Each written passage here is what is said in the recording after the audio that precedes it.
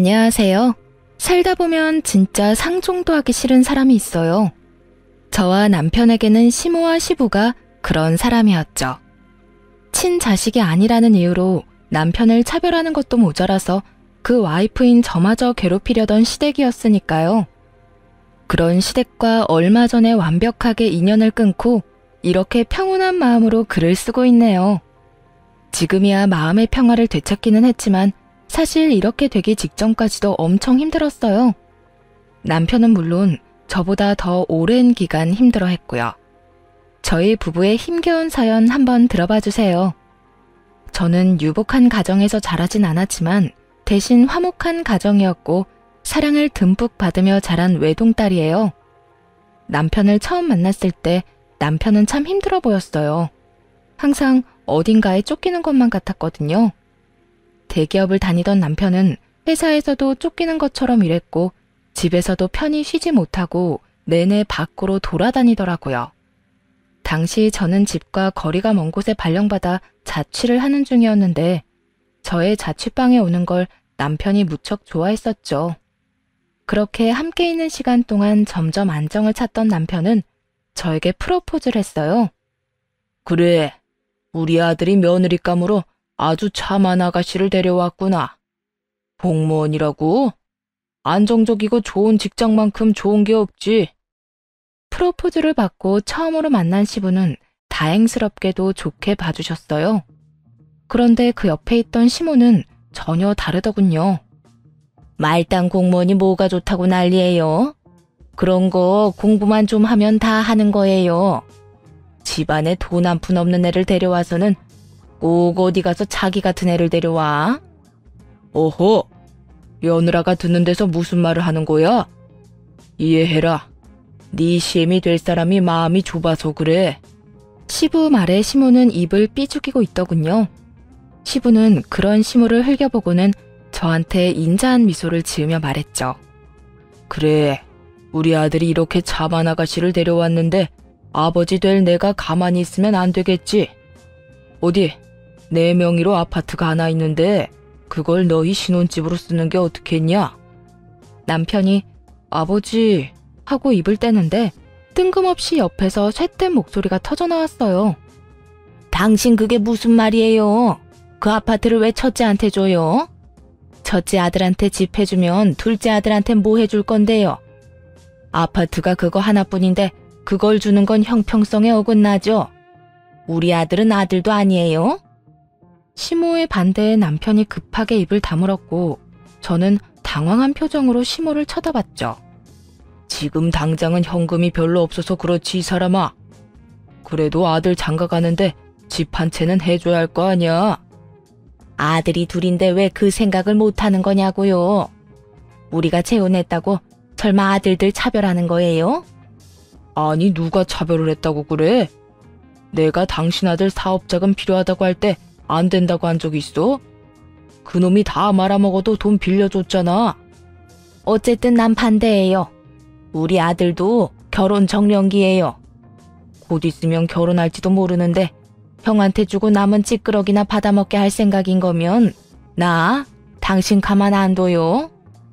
시모는 단단히 화가 난 모양이었어요.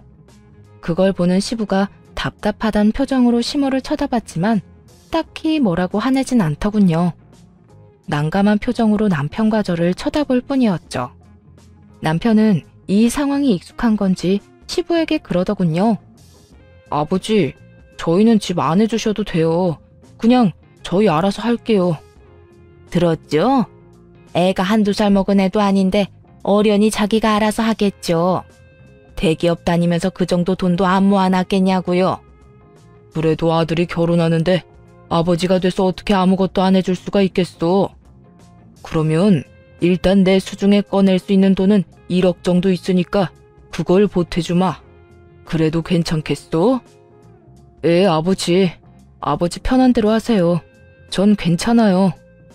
남편은 뭐라도 상관없다는 표정이었어요. 그렇게 저희는 결혼할 때 1억을 지원받아 집을 해결하기로 했어요.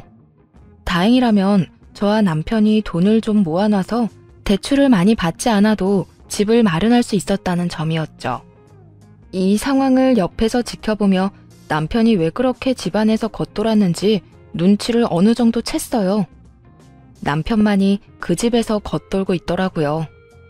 어느 누구도 남편에게 친애의 정을 보이는 사람이 없었어요. 시모 눈치나 보는 시부, 둘째 아들만 감싸고 도는 시모, 형에게 과도한 열등감을 품고 있는 시동생까지. 정말 이 집에서 정을 못 붙일 수밖에 없었구나 하는 생각이 들었죠. 그래서 이 사람에게 최대한 마음의 안식처가 되어줘야겠다고 생각하게 되었기도 했고요. 그런데 결혼을 하고 나서는 남편을 향했던 시모의 가시가 저한테 향하는 걸 느꼈어요. 처음에는 기분 탓인가 싶었는데 그게 아니더라고요. 명확하게 저를 노리고 있었죠. 너희 시아버지가 너한테 오냐오냐 한다고 기고만장하지 말아라. 그거 다 겉으로 보여주기 식이야. 공무원 며느리가 밥 먹여줘? 그저 허영허식이 아주 쩔어서는. 시모의 말 때문에 시부가 저를 그리 좋아하지 않나 생각하기도 했는데 그렇지는 않더라고요. 시부는 진짜 진심으로 며느리인 저를 좋아해 주셨어요. 이유는 아들만 둘인 집에 들어온 첫 번째 며느리였기 때문이었죠. 게다가 시부가 좋아하는 직종을 가졌으니 더했고요. 시부는 저를 볼 때마다 불러서 용돈도 주시고 맛있는 거 먹으라며 따로 한우도 챙겨주고 하셨어요. 그런데 그걸 옆에서 보는 시모는 정말로 눈에 쌍심지를 켜고 그걸 막으려고 하더군요. 제 눈에 시모는 시부의 사랑을 빼앗겨서 초조해하는 어린애처럼 보였어요. 시부가 제게 잘해줄 때마다 시모는 저를 더 괴롭혔거든요. 시부가 없는 자리에서는 이미 했던 설거지 트집 잡아 한 번 더 시키거나 복장이나 머리를 지적하기도 했고 말이에요. 뭐 그런 사소한 것들은 참아줄 수 있었어요. 하지만 정작 참을 수 없는 부분은 따로 있었죠. 명절 때 일이었는데 시댁에서 명절을 지내고 친정으로 가기 위해 일어난 참이었어요. 몸이 좋지 않아 누워있던 시부는 멀리 나가지 않는다며 밖에 준비해둔 선물 잘 들고 가라고 하시더군요.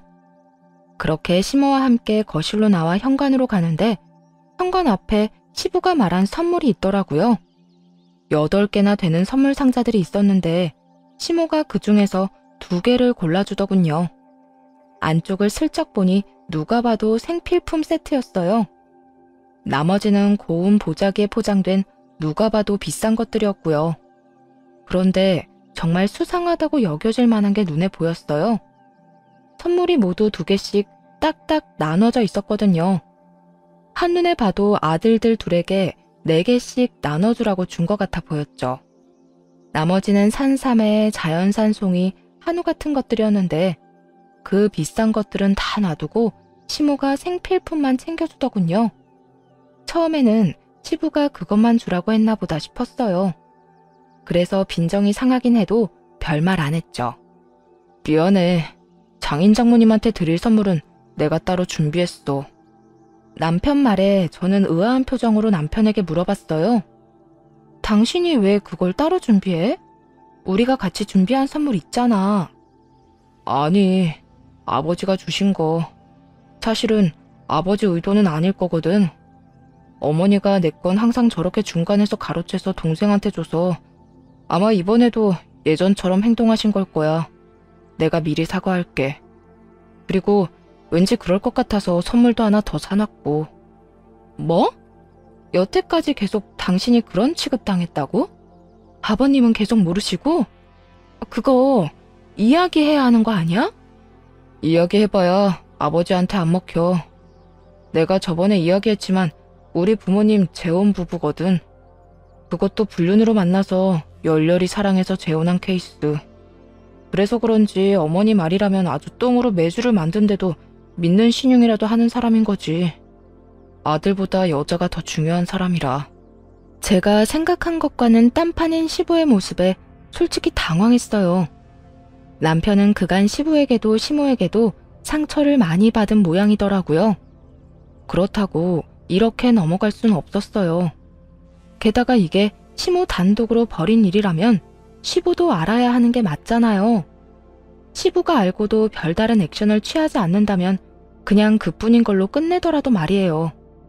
그렇게 명절이 끝나고 며칠 뒤 주말에 친정엄마가 시댁에 전해주라고 한 선물은 차에 두고 제가 새로 산 생필품 세트를 2개 들고 시댁으로 찾아갔어요.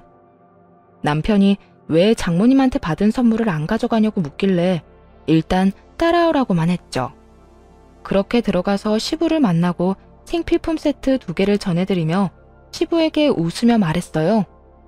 아버님, 이번 명절에 아버님이 보내주신 명절 선물 세트 너무 감사했다고 비슷한 거 보내셨어요. 하면서 명절 선물 세트를 건넸어요. 그랬더니 시모가 그런 저를 보며 비웃으며 그러더군요. 이거 봐요. 없는 집안의 딸 며느리로 데려오니 명절에 이런 선물만 주고 덩이가 없네 성의가. 비웃는 시모를 보며 저는 싱긋 웃으며 시부에게 말했죠. 어머님, 그런데 저희가 몇만 원짜리 명절 선물 세트에 몇십만 원짜리 선물을 보내면 받는 사람도 준 사람도 당황스럽지 않을까요? 솔직히 저희 어머니가 그 전에 챙긴 선물이 있긴 한데 아버님이 주신 선물 보고 그거 줘도 될까 고민을 많이 하셨거든요. 그 이야기에 시부가 순간 미간을 찌푸리더군요. 그게 무슨 소리냐? 내가 자연산 송이에 한우, 산삼까지 준비해서 보냈는데 명절 선물 세트만 달랑 갔어? 전 잘 몰라요, 아버님. 그냥 어머님이 그날 현관에서 저한테 주시는 대로 받아왔거든요. 혹시 무슨 문제 있으시면 어머님한테 여쭤보시는 게 빠를 것 같아요. 그 말에 시모의 얼굴이 똥 씹은 표정이 되더군요. 이런 식으로 반격할 거라고는 상상도 못한 얼굴이었죠. 당신, 이게 무슨 소리야? 내가 사돈댁 드리라고 준비한 선물은 다 어쨌어? 선물요? 난 분명히 줬는데 너희가 못 받은 거 아니니? 전 받은 적 없고 남편도 받은 적 없대요. 그런데 이상하네요. 남편도 명절에는 이렇게 명절 선물 세트만 계속 받았다고 해서 이번에도 그런 거라 생각했거든요. 첫 번째 타격에 이은 2번째 타격을 맞은 시모가 동공지진을 일으키며 저를 쳐다보더군요. 뭐? 당신 설마 이제껏 내 아들한테 줄 선물까지 안 줬던 거야? 이 사람이 그거 다 어쨌어? 어? 여보, 그러니까 어디 손댈 게 없어서 사돈댁 가는 선물에 손을 대? 내가 당신 돈 쓰는 거 뭐라고 한 적 있어? 집에서 놀고 먹으며 돈 쓴다고 뭐라 한 적 있냐고? 당신 등 따시고 배부르니까 다른 사람 것까지 탐내는 거야? 다시 다 가져와. 그거 어디다 갖다 줬어? 그때 시모에게 전화가 왔어요. 참 절묘한 타이밍이었죠. 게다가 시모의 아들인 둘째 아들이었죠. 시모는 살았다는 표정을 지으며 전화를 받았어요. 바보같이 그것도 스피커폰으로 말이죠. 아들, 엄마야. 무슨 일로 전화했어? 좋은 소식을 들고 전화한 거라고 생각한 모양인데 그 뒤에 들려온 시동생의 말에 거기 있던 사람 모두 얼어붙었어요. 엄마, 이번에 엄마가 준 산삼이랑 자연산 송이 더 없어? 그거 되파니까 돈 엄청 되던데? 2세트씩 4개 다 팔아서 용돈 많이 벌었거든. 더 있으면 좀 갖다 줘. 그 말에 시부 얼굴이 완전 시뻘겋게 터질 것처럼 변하더군요. 피가 머리로 몰렸는지 완전 화가 잔뜩 나 보였어요. 시모는 그 이야기 듣자마자 전화기를 뚝 끊어버렸어요. 그러고는 시부 눈치를 봤죠. 여보, 그게... 당신 진짜 이렇게 막 나갈 거야? 아무리 당신 자식 아니라도 그렇지. 어떻게 아들 사돈댁한테 줄 선물을 중간에서 가로채? 거기에다 그걸 제 자식한테 다 몰아줘? 열내며 소리치던 시부가 시모에게 소리쳤어요. 당장 카드 가져와. 안 가져오면 당장 카드 끊어버릴 거니까 당장. 시모는 그 자리에서 시부에게 손이 발휘되도록 빌었지만 시부는 눈 하나 깜짝하지 않더군요. 결국 시모는 가지고 있던 시부 카드를 뺏기고 용돈을 다 쓰게 됐더라고요. 시부는 미안하다고 명절에 제가 가져가야 했을 선물 세트 대신 돈을 주시며 다음부터는 이런 일 없을 거라며 저를 달래려고 애썼어요. 사실 화가 난 대상은 시모였고 시부에게는 그런 사과를 받을 일도 없었지만 시모 보라고 시부에게 더 살갑게 굴었죠. 결국 시모는 저를 완전히 적으로 인식했나 보더라고요. 그런데 다행인 건 시부의 관심을 다 뺏길까봐 걱정돼서인지 집으로 저를 부르지는 않더라고요. 자연스레 시모가 일을 시키는 것도 사라졌죠. 그렇게 저는 편해졌고 남편은 예전보다는 더 나은 상황을 누리게 됐어요. 그리고 얼마 뒤 집에는 또 다른 경사가 생겼어요. 바로 시동생이 결혼을 하게 된 거였어요. 처음 상견례를 위해 만났던 자리에서 저는 깜짝 놀랄 수밖에 없었어요. 제 동서가 될 여자는 머리부터 발끝까지 명품을 휘감고 있는 엄청난 여자였거든요. 마치 나 정말 돈 많아요 라고 광고한 듯한 모습에 솔직히 움찔할 수밖에 없었어요. 어느 누가 이렇게 모든 소품을 명품으로 맞출 수 있을까요? 솔직하게 말해서는 어른들 보러 나오는 자리에 명품을 휘감고 온 것이 그리 좋게 보이지만은 않았어요. 제가 보수적인 것도 있지만 보통 결혼이라는 것이 상대방과 맞춰서 해야 하는데 시댁이 그 정도로 부자는 아니었거든요. 그렇지만 시동생이 하고 있는 꼴을 보니 또 그렇지만은 않다는 생각도 했네요. 시동생도 똑같이 명품으로 휘감고 있었거든요. 명품 좋아하는 사람들끼리 만났으니 잘됐다 싶기도 했죠. 그런데 시모는 둘째 며느리 될 여자를 보더니 너무너무 좋았는지 입이 귀에 걸리셨더라고요. 둘째 며느리가 돈 많다고 우리 집도 기죽으면 안 된다며 둘째 결혼 때 힘 좀 쓰라고 아주 옆에서 난리였죠. 그렇게 시동생 결혼식은 무척 빨리 진행됐어요. 상견례를 하고 거의 3개월 안에 모든 일이 이루어졌죠. 혼전 임신도 아닌데 이렇게 빨리 결혼한 것도 의아했어요. 그리고 결혼식 날 저와 남편은 정말 충격적인 이야기를 듣게 됐어요. 야, 쟤 정말 시집 잘 갔더라. 시댁에서 5억짜리 집 해준다고 했지?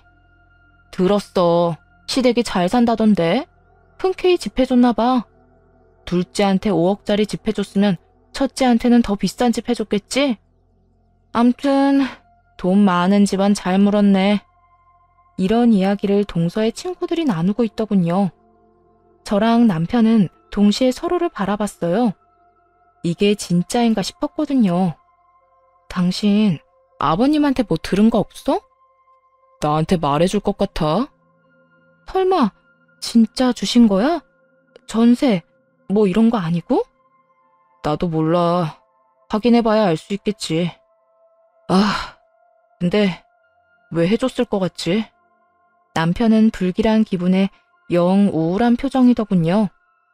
상황을 정확히 모르니 일단 진정하고 결혼식이 끝나기만 기다렸어요. 집에 가서 물어볼 생각이었죠.